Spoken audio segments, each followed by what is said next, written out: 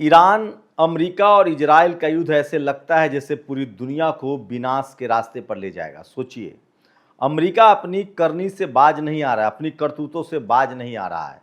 उसने एक बार फिर से सीज फायर के बहाने ईरान को फंसाने की कोशिश की और 5 बड़े जेट, 10 ड्रोन और कुछ शिप के जरिए उसने होर्मुज पर कंट्रोल करने की कोशिश थी। लेकिन ईरान मुस्तैद है, तैयार है और उसने एक ही झटके में इस बार अमेरिका के 5 बड़े जेट, 10 बड़े ड्रोन्स और उसके शिप पर बड़ा हमला किया है। सोचिए, अब पूरी तरह से ईरान ने होर्मुज को बंद कर दिया है। ईरान को समझ में आने लगा है कि सीज फायर के बहाने अमेरिका जो है उसे धोखा दे रहा है। एक तरफ वो सीज फायर की बातें कर रहा है और दूसरी तरफ उसकी सैनिक तैयारी बढ़ रही है। दरअसल होर्मुज स्ट्रीट का बंद होना जो है वो अमेरिका के लिए सबसे बड़ा दुखती रग है। 2 महीने का और ऑयल स्टॉक है। सोचिए, भारत में आज फिर से लगभग 35 रुपए कीमत बढ़ गई है गैस सिलेंडर की। हमारे जो पेट्रोलियम मंत्री हैं वो कह रहे हैं कि अमेरिका और कनाडा में और महंगा है एलपीजी गैस। अरे मंत्री जी, अमेरिका और कनाडा में आमदनी कितनी है वो पता है पर कैपिटा?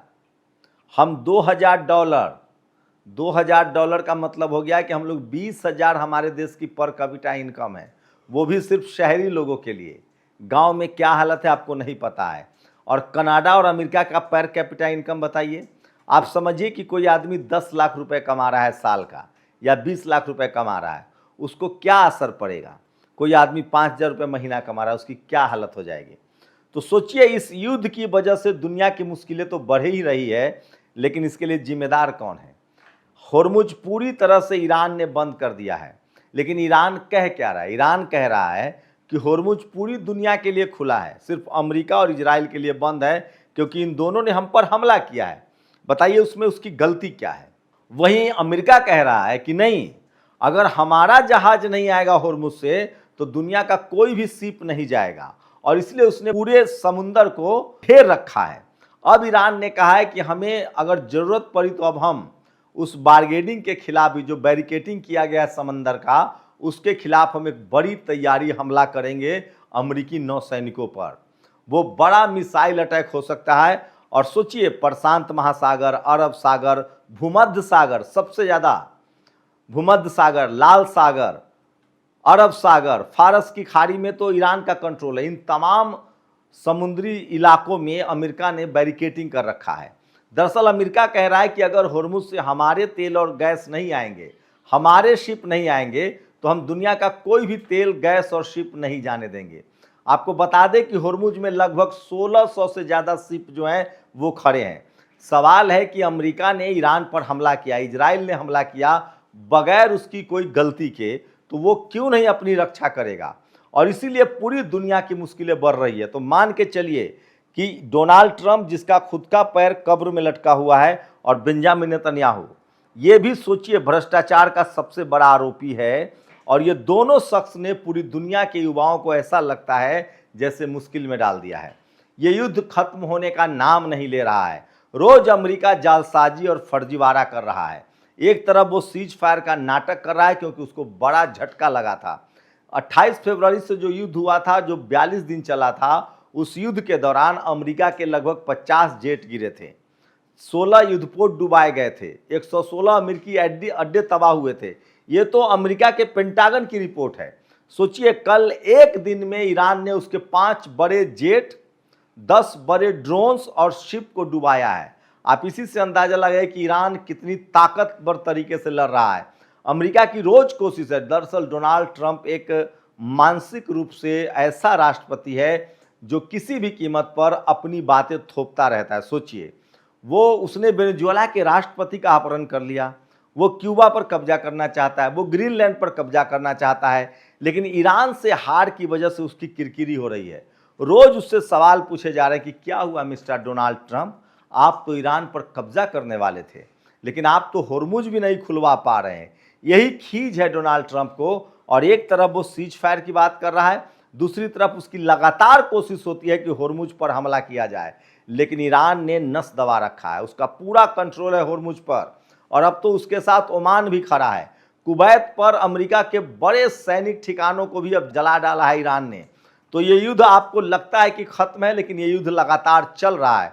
वहीं खींच उतारने के लिए इजराइल जो है वो लगातार लेबनान पर हमला कर रहा है, लेकिन अभी ईरान का पूरा फोकस होर्मुज पर है। दरअसल अमेरिका चाहता है कि ईरान जो है वो इजराइल से युद्ध करने आए लेबनान को लेकर और वो होर्मुज खुलवा ले, लेकिन ईरान भी होशियारों का देश है, पीएचडी वालों का देश है।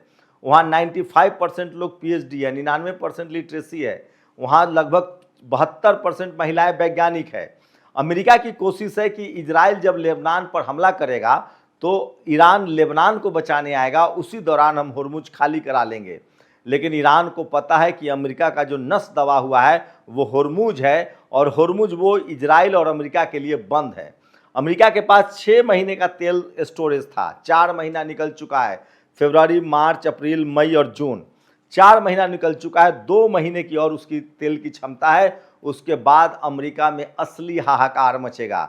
लेकिन सोचिए, ईरान की शर्तें माननी पड़ेगी अमेरिका को, नहीं तो ईरान इस युद्ध से पीछे नहीं हटेगा। उसकी पहली शर्त है $300 बिलियन का हट जाना, लगभग 25 लाख करोड़। दूसरी शर्त है $24 बिलियन जो दुनिया भर के बैंकों में उसकी संपत्ति फ्रीज कर रखी है अमेरिका ने, उसको जारी करना। तीसरी उसकी शर्त है कि जो ट्रीटी होगा, ग्लोबल ट्रीटी होगा, कि दुनिया के किसी भी देश पर अमेरिका अगर अब हमला करता है तो उसके खिलाफ रूस और चीन लड़ेगा। तो ये युद्ध एक अलग मोड़ पर जा रहा है। ये पूरा युद्ध जो है वो होर्मुज के आसपास सिमट गया है, और चाह कर भी अमेरिका होर्मुज को खाली नहीं करा सकता है। वो अपनी पूरी सेना उतार दे उसके बाद भी नहीं, सोचिए। इसलिए वो लगातार कोशिश कर रहा है कि क्या ईरान की मारक क्षमता अभी भी बरकरार है या कम हुई है। लेकिन सोचिए, एक एक दिन में 5 जेट गिरना, 10 से ज़्यादा ड्रोन्स गिरना, शिप को आग के हवाले करना, इसका मतलब है कि ईरान होर्मुज पर पूरी तरह से जुटा हुआ है। दरअसल अगर होर्मुज खुल गया तो ईरान की ये बड़ी हार होगी। इसीलिए ईरान अपनी पूरी ताकत जो है वो होर्मुज स्ट्रीट पर लगा रहा है, और होर्मुज स्ट्रीट अभी भी उसके कब्जे में है।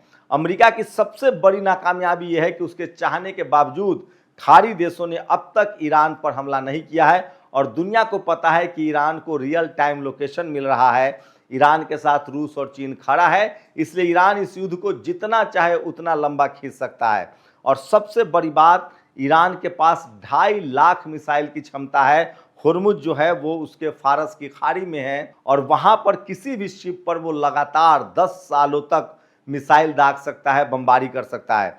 उससे भी बड़ी बात है कि आप ईरान के हथियार को ध्वस्त नहीं कर सकते हैं, क्योंकि जैसे ही अमेरिका का कोई भी जेट या कोई भी बम गिराने वाला फाइटर जेट ईरान के वायु सीमा में आता है, वो उसे मार गिराता है। और यही अमेरिका की मुश्किल है। अमेरिका युद्ध को तभी जीत सकता है जब वो ईरान के सारे मिसाइल्स अड्डों को तबाह करे, नष्ट करे। इसके लिए ज़रूरी है कि उसके जहाज ईरान में घुसे, वहाँ बमबारी करे।